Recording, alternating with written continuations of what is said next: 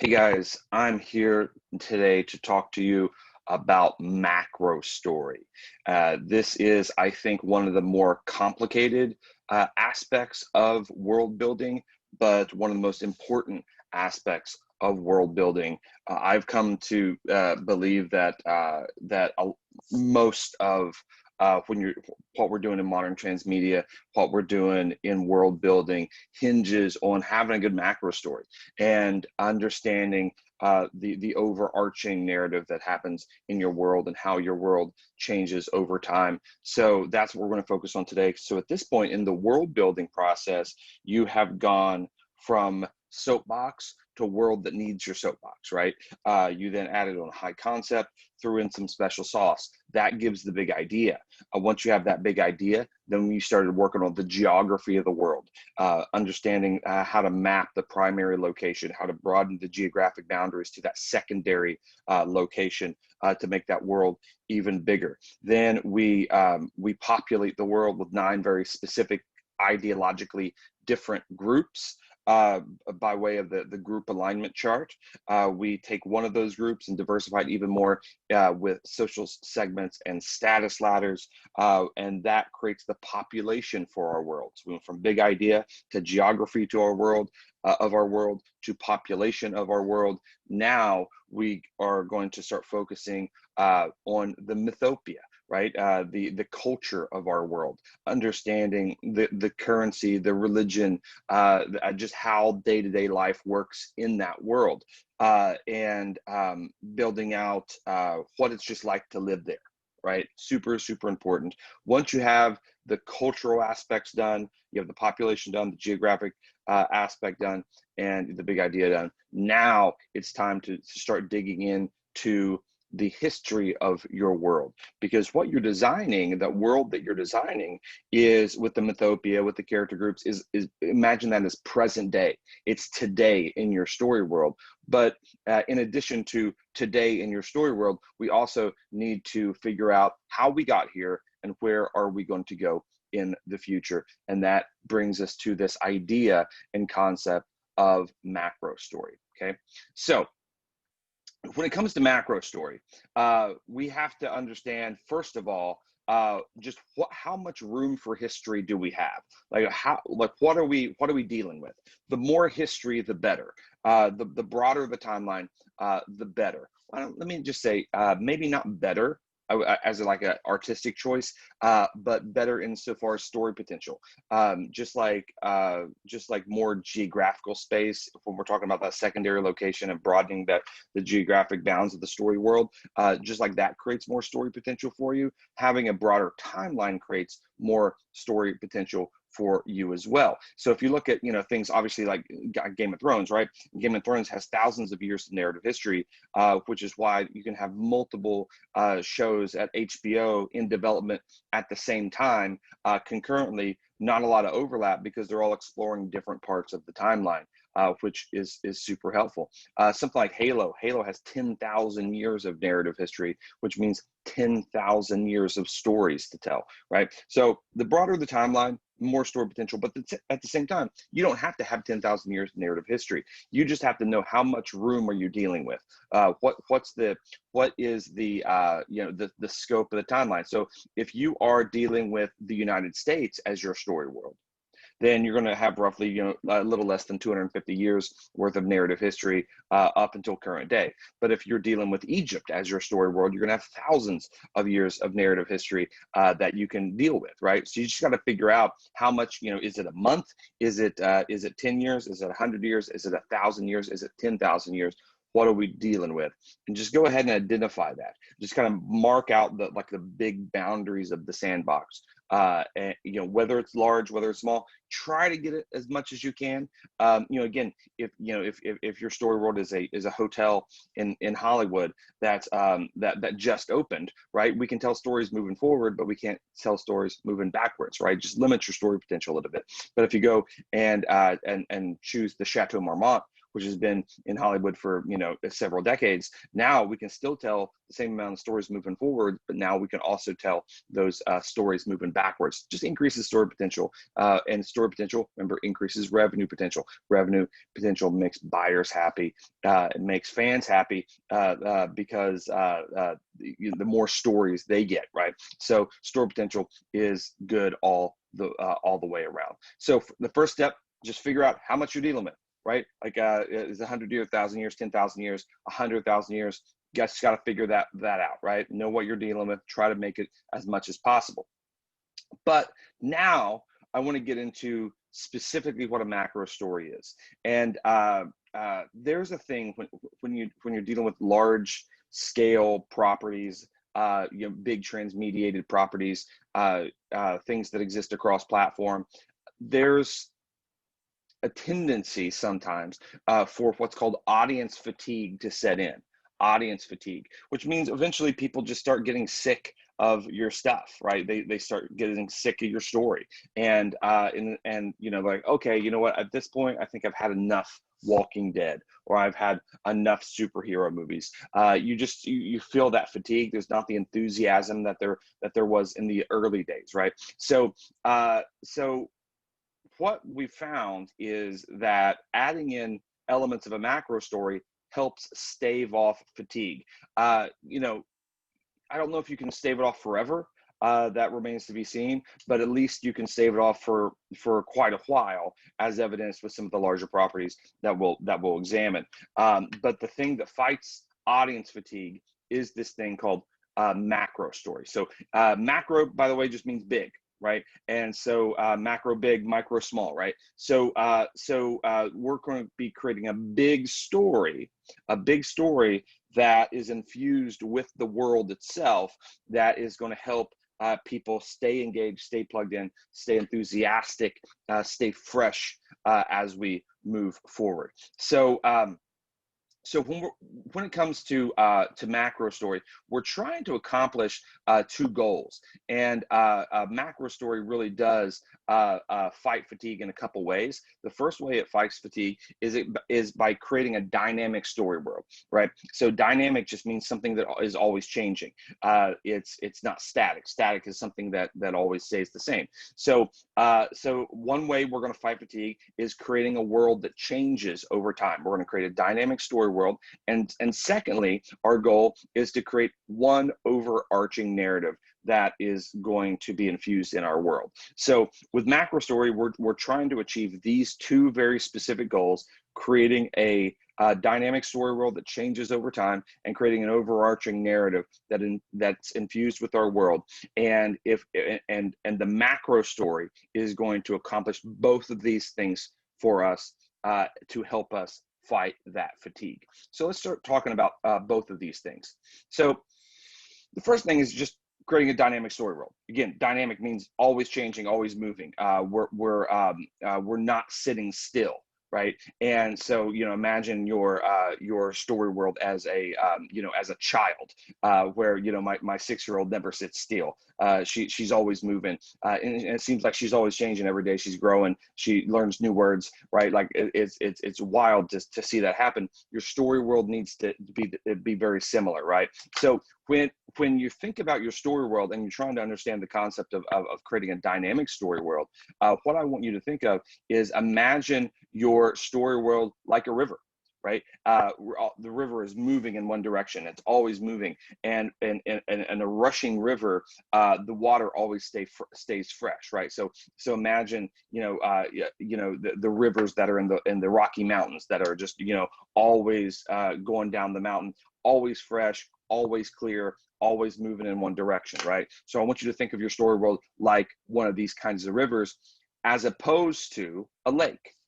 So think, things about, or maybe a pond, maybe is a better example, because sometimes lakes are so big, like the Great Lakes, that you can have a little bit of a current. But typically with a lake or a pond, they don't move. They don't have a current, right? The water just sits in the same place, and when the water just sits, it becomes stagnant. When something doesn't move, when something doesn't change, it becomes stagnant, and when it becomes stagnant, it has that nasty stuff that grows on it. It turns turns color, it starts to smell, it attracts mosquitoes. You know, it's just not good any way you cut it. So I don't have your story world become a pond, because eventually it's going to turn color and get nasty, right? If it's a lake, it's going to attract the mosquitoes. It's going to start smelling funny. But if you have that story world always moving in one direction, always changing, always moving, always changing, always moving, it's going to maintain that freshness that is going to help us stave off fatigue. Okay, so so we see this, I think, best in the Marvel MCU. And if you look at the Marvel MCU, what's really wild about the Marvel MCU is when you go back and watch the very first movie in the Marvel MCU, which was Iron Man. And Iron Man is a very grounded, gritty, realistic superhero movie. We have a guy who's just building a robot suit in a cave, and it's not a world filled with superheroes. It's just this dude building a suit in a cave, very grounded, very realistic, it's very, the scale's very small, right? So imagine the story world then, and then fast forward to 22 movies later to Avengers Endgame. And so what we have, the picture behind me is, imagine, we are now, we're battling a giant purple alien that has brought armies from space with hundreds of superheroes flying through the air, right? The fact that you can go from a dude making a metal suit in a cave, right, in a world with no superheroes, to hundreds of superheroes battling a purple alien from space with hordes of alien armies, with magical infinity stones and things like that. Like, the fact that that you can go from one to the other is actually pretty incredible, and still actually have it believable and enjoyable. But what you see is a distinct difference, a distinct change in the story world, because technically we are in the same story world, but over time that story world changed so much. Now it just feels very different at the end than it did at the beginning, right? Also, Star Wars does this really, really well, I think, and by not having your story world feel exactly the same, right? If you go, here's a just a glimpse at the Disney content that has been produced over the past 6 years, where not toys, but comic books and novels and TV shows and cartoons and movies and things like this, all in this timeline one. It's an incredible amount of content. But what's interesting is you have very distinct periods of time where you have, if you visit the story world in the prequel trilogy, it feels very different than when you visit it in the original trilogy, and that feels very different when you visit it in the sequel trilogy, right? It's just all very different. And you look at the story world, if you watch something like Solo, the movie Solo, and how that's sort of at the peak of the Empire's dominance in the galaxy. The same with Rogue One. It just feels dirty. It feels gritty. It feels the whole story world's depressing. But then go back to the prequel trilogy, before the Empire was even established, and all of a sudden it feels very different. It feels lighter and feels different, right? And then again, the sequel trilogy again feels different, because there's changes in the story world that keeps things fresh, right? So depending on where you enter into in the timeline, you're going to get sort of a different vibe from the story world, which is cool. It helps stave off fatigue. So again, I think Marvel and Star Wars do this really, really super well, by always having a different story world that feels different, that is different when you explore it in different parts of the timeline. So that's what we're trying to achieve with the dynamic story world aspect, right? But we also want to add in this concept of an overarching narrative.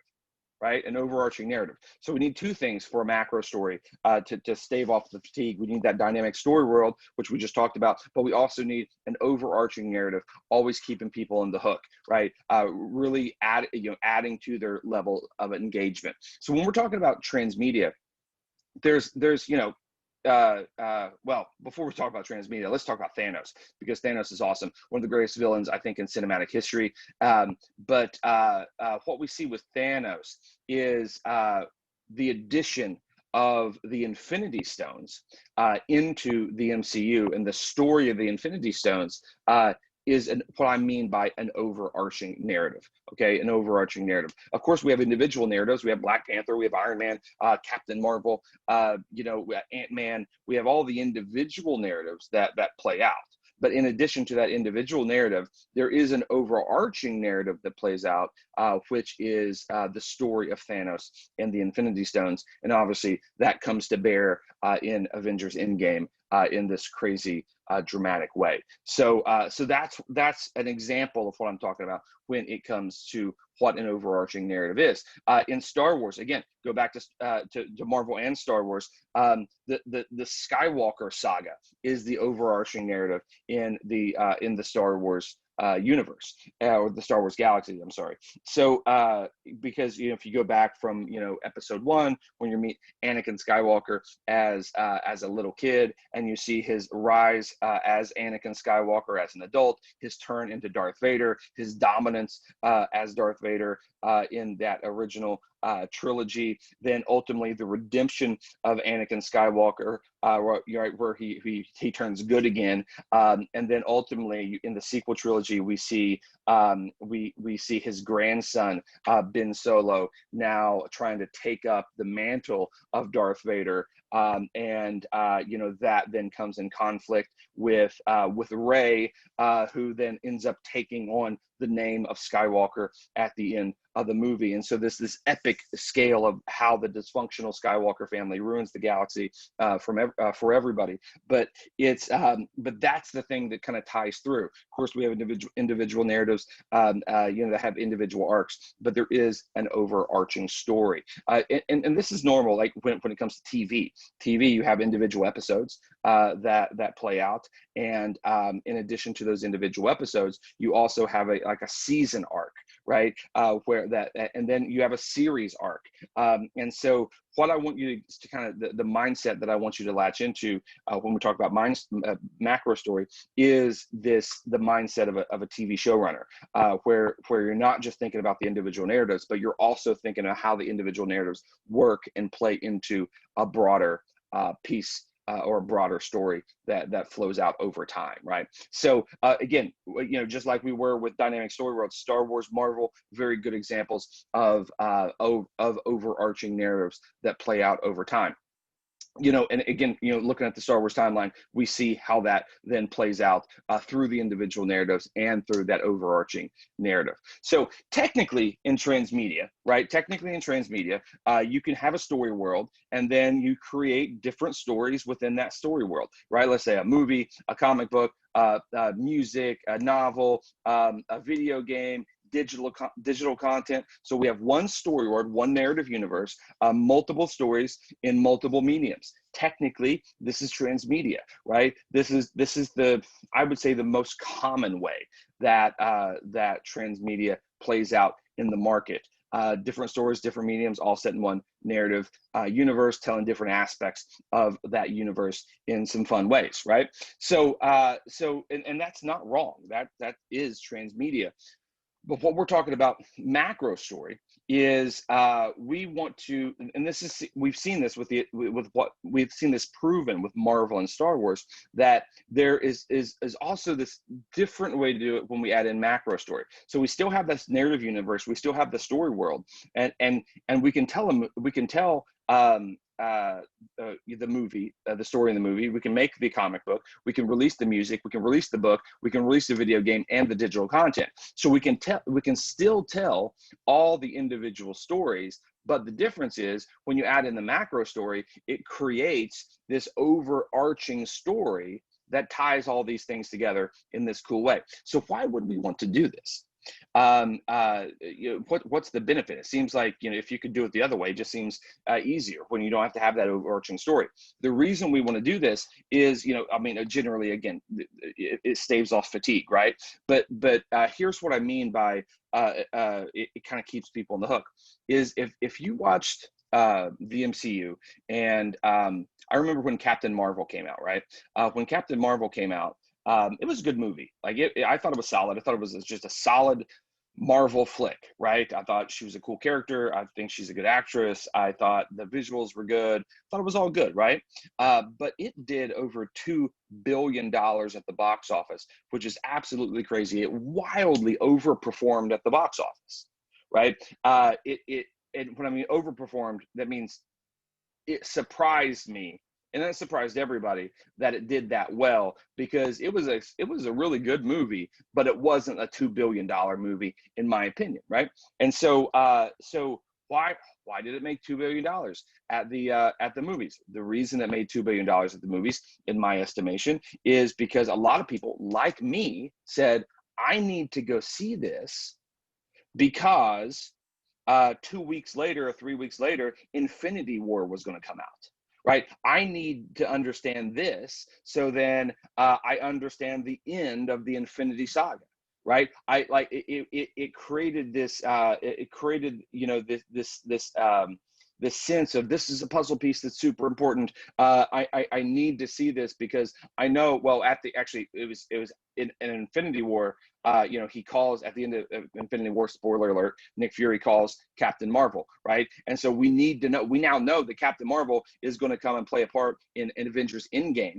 And so now we need to know who Captain Marvel is, because we're already anticipating her coming out in Endgame and trying to help defeat Thanos. So all of a sudden, this is a super important puzzle piece, and it helped fuel the disproportionate success of that movie, right? It's just it was this really tremendously interesting thing that happened, and because everybody was not only just plugged into the individual narratives that were playing out across platform in the MCU, but they were also plugged in to the overarching narrative that was taking place, which helped fuel the success of those individual narratives. Okay, so hopefully that makes sense. This is why we are adding in the overarching narrative, right? No, of course we're still adding in we have to be different at different points in the timeline, but when you add in that overarching narrative, now we get something that can keep people on the hook in an awesome way. And again, I think, I'm a big Star Wars fan, but I think Marvel MCU with the Infinity Stone saga, that probably was the best I've ever seen it done, right? Like that was just a masterclass in how to run a movie franchise and a transmediated multi-platform franchise, like a showrunner does in TV, like a comic book creator does, webbing together all these different comics for these big crossover events. It's just a really interesting tactic, and I think the MCU did it better than anybody, right? So how do we do this? Let's talk about how do we do this, and how do we implement this into a macro story. So the first thing we need to do is we just need to start understanding and thinking of the history of our world. The history of our world is the starting point. Okay, so when you're thinking of the history of your world, you're probably like most people, you think of a timeline. We're talking about American history, world history, Chinese history, Korean history, whatever. There's a timeline, right? A flat timeline where a bunch of events are sort of littered onto the timeline. But instead of just a normal timeline and normal history, what we want to do is we actually want to turn history, the history of our world, into a story, right? We want to turn the history into a story, so that we achieve the effects that we're talking about with the dynamic story world and the overarching narrative. So how do we do that? We have our flat timeline. This is the normal timeline. You guys probably seen this before as a timeline, right? But the thing that changes when we're talking about story is a story always has an arc. Okay, it has a story arc. And so in order to turn history into story, we need to take the flat timeline and we need to give it an arc, just like a story. Okay, and when you then experience the history, you're experiencing a story. Okay, so how are we going to do that? It all depends on structure. We need to add structure to the actual story structure to the history of our world. And so when we're coming up with the history of our world, we're not just coming up with a bunch of rando events of like, oh, this happened, this happened, this happened. We're now actually going to structure the history like we're structuring a story.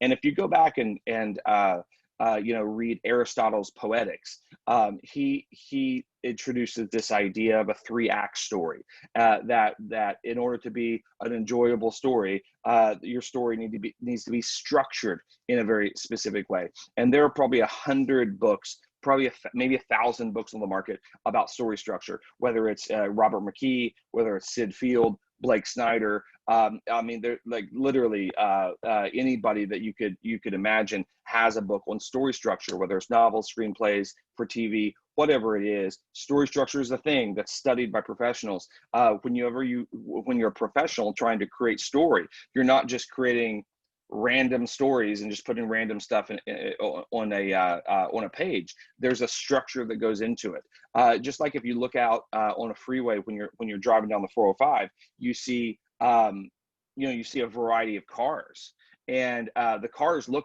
wildly different, right? You'll see a Lamborghini and a pickup truck and a minivan and a station wagon and a smart car, and they all look very different. But if you stripped all the exterior away of those cars, the bones of all those different vehicles are very similar. They have axles, they have 4 wheels, they have certain parts that are always there. You always have a carburetor, you always have the engine, right? Like there's certain things that are always there no matter what type of car you have. And so that is what I'm talking about. The internal mechanics of these stories are very similar, and then it's up to the creativity of the storyteller to kind of wrap it into a different garment and make it look like a Lamborghini, or make it look like a pickup truck, and make it look like a minivan. That is up to the creativity of the storyteller, right? But the internal armature of the story is very similar. If you study sculpting, right? In sculpting, and animators understand this, right? When you're putting together like a clay sculpture, there's a thing called armature, and the armature is the wire frame that you put together underneath, that you can build on top of. If you don't have that armature, all your clay falls off, right? And the sculpture falls apart. You need that armature to kind of uphold everything with the structure. That's what we're talking about with story structure. Stories are the exact same way. There's a way to kind of build that armature. There's a way to build the frame of the story, the bones of the story, and the skeleton of the story. And then the way we execute with the creativity, the medium, the style, the genre, all that stuff sort of makes these stories feel different, down the road. But story structure is a thing. So I'm going to give you a little crash course in story structure that will be our starting point for our macro story. Okay, the starting point for our macro story. So the bare bones story structure that you can think of is 3 acts. Right, Act 1, Act 2, Act 3. You've probably heard of 3-act structure in a very specific way, and or you've at least heard it referred to before. You may not have known what it is or how it works, but you probably heard of it. In high school, I wanted to join a 1-act play contest. I asked my English teacher, "What's an act, and why is there one of them?" And she didn't have a really good answer for me. In college, I had to write a 3-act play for a playwriting course, and I said, why are there 3 acts, and what's the difference between Act 1 and Act 3 and Act 2? And he didn't have a good answer for me. But it wasn't until I got into Hollywood that I actually figured out the difference between Act 1, Act 2, and Act 3. And so I'm going to give you sort of the Houston way to understand the difference between Act 1, Act 2, Act 3. Sometimes it can get sort of fancy pants complicated when people explain it, but I'm going to kind of boil it down to the essentials of what I think 3-act structure is, right? So when I talk about 3-act structure, I don't like to actually start with Act 1. I like to start with Act 2, right? Because what Act 2 is where your high concept lives, right? It's where your high concept is at its peak. It shows off your high concept, and it's this bizarro world for the protagonist, right? So your high concept is meant to be on full display in the second act of your story. Okay, second act of the story. And so the reason I start with high concept in Act 2 is because going into the storytelling aspect of the of the writing part of storytelling, getting into breaking the story, you already have your high concept intact. So your idea is already pinned together because the high concept is the idea. Go all the way back to the big idea when we're talking about the big idea and come up with that high concept. You already know that before you begin to actually start the storytelling process, right? And so if you already know your high concept, walking into the storytelling process, you already know what is your Act 2. Your Act 2 is meant to put that high concept on a pedestal, shine lights on it, spin it around, show it to everybody, and really display that high concept in an awesome way, right? So, and you already have that done. So you think about something, a story like Up, right? The Pixar movie Up. The high concept of Up is very simple. It's a house that floats on balloons, right? So before the screenwriters ever wrote Fade In and ever started on the first line of that screenplay, they already knew that they wanted to have a house on balloons, because that's the idea. That's the whole idea. That's the reason you want to write, is because you have the good idea, right? And so you have the big idea in place already. So as soon as you come up with House on Balloons, and I want to tell a story about a house on balloons, going into the outlining process and the writing process, you already know the second act of the story is meant to show off the house flying on balloons. Okay, the high concept of the Hunger Games is Katniss killing other kids in gladiatorial combat, right? It is the Hunger Games. The Hunger Games is the high concept. Before Suzanne Collins ever started writing those books, she knows that the second act of that book and the second act of that movie is meant to show off the Hunger Games, right? It's meant to show off the high concept, right? So as soon as you know your high concept, you will know what the second act is. The movie Her, it's a great high concept. The guy falls in love with his phone, the operating system on his phone. That's the big idea, which means going into the writing of that screenplay, you already know that the second act of that screenplay is going to be devoted to the relationship between a man and his phone, right? Like this, you already know what that is. So that's why it is a starting point, because we already know what it is, right? So let's just start in Act 2. And then what's Act 1? Act 1 then is pre-high concept. What was the world like before the high concept? What was the protagonist like before the high concept, right? So what's pre-high concept, and what is the event that causes the high concept, right? I call it a monkey wrench. Other people call it an inciting incident, a disturbance, a catalyst. There's 100 names for it, right? But it's something that happens that throws the normal world out of whack, and it forces the protagonist into the high concept bizarro world of Act 2, right? So the reason I don't like to start with Act 1 is because a lot of times if you start with Act 1, your Act 1 won't really be very opposite of your Act 2. By already understanding what your Act 2 is, right? You now know that the more contrast that you can create between Act 1 and Act 2, the better, right? And so if you already know what your high concept is, now you know exactly how to say what your Act 1 is, and really create that contrast, because Act 1 is before the high concept was ever installed, right? Ever introduced. So, if you know that your house, this guy's going on an adventure in a house on balloons, flying on balloons, and if that's your Act 2, now you know your Act 1, the house is not flying on balloons, because that's the high concept, and the high concept is reserved for the second act of the story. So what was the house and the guy doing before Act 2? Well, he's not going on an adventure. He's living a boring life because he's depressed that his wife's dead, right? So he's living this miserable, boring life, unadventurous life in this little house, right? And he's depressed. That's your Act 1. It's the very opposite of what the Act 2 is. But then in Act One, we also have this thing called the monkey wrench. And the monkey wrench is the event that causes the high concept to come about, right? It's the event that causes that sort of creates the high concept in Up. It's when they come to bulldoze his house, right? They want to tear his house down to make the strip mall or whatever they were doing it, right? And so because they're going to come bulldoze his house, guess what happens? He says, "Oh, and, you know, this is the house that he lived in with his wife," and so he says, "I'm not going to let that happen. How do I get out of that? I guess I'll put my house in balloons," and that then leads him into Act Two, right? The high concept of Ratatouille is a rat cooking in a kitchen. I know before I ever write one word that a rat cooking in the kitchen is going to be my Act Two. Then, therefore, in Act One, I know he's not cooking in a kitchen.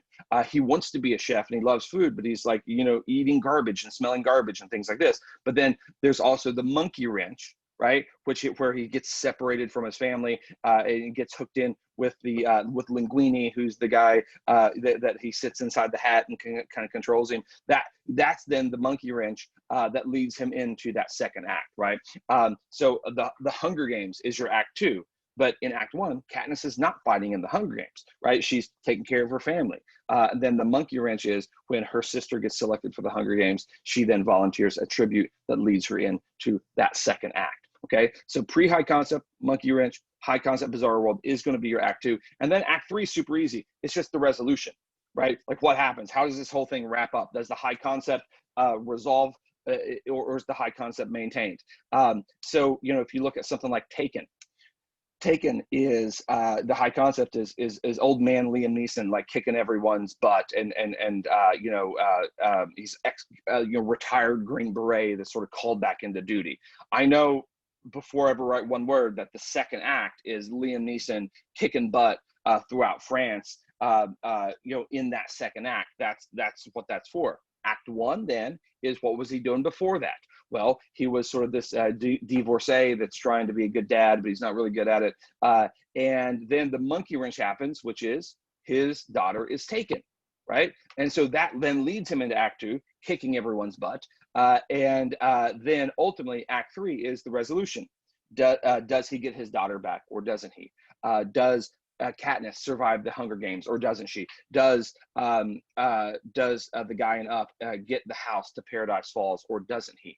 That's the resolution that we're looking for with Act Three. So this is a super easy way to understand three-act structure, right? So the way this applies to, and listen, if you go like look at movie trailers are really cut in three acts where you have 15-20 seconds of Act One, then you have 90 seconds in Act Two, and not really anything from Act Three, because Act Three you got to go to the movies and check it out, right? But go watch some movie trailers and see if you can identify Act One, monkey wrench, Act Two, right? Like see if you can kind of parse it, and it gets you really good in understanding story structure. There's a good one I saw the other day, which was a movie called Yesterdays, where it's the guy who wakes up and he's the only one that remembers the Beatles. Go watch that trailer, the Yesterdays trailer, and you will see how they have an Act One pre-high concept, monkey wrench, then the high concept, and they kind of tease you a little bit with Act Three, make you want to go to the movies and see it. So Act One, Act Two, Act Three. How does this impact macro story? Well, when we're talking about three-act structure in movies, right? At least a screenplay.